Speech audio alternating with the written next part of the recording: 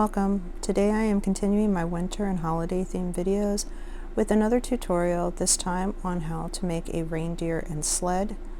If you find the video to be too fast, just click on the instructional video for directions on how to slow it down.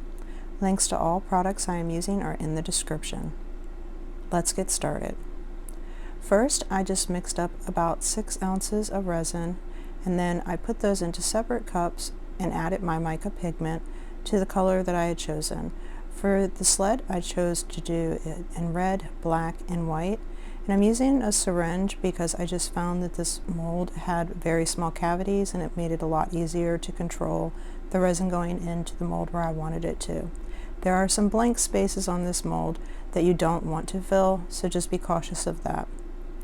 Just continue to fill the mold until it is completely full, and then I moved on to the reindeer, and on this one I just used copper and gold pigment in my mica and then just used the syringes to put that in kind of a marble type effect.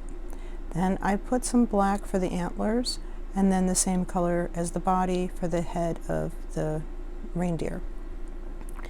Allow your resin to cure per your manufacturer's instructions and then you can demold.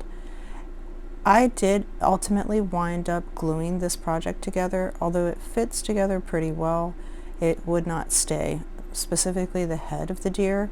So I would get some B7000 glue and just go ahead and glue that together.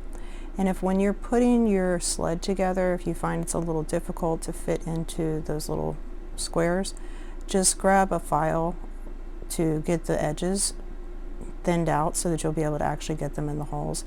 I also wound up gluing that together too.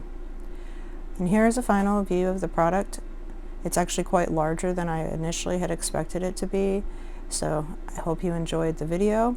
Please do not forget to like, subscribe, share, and press the bell to be alerted to future videos I post.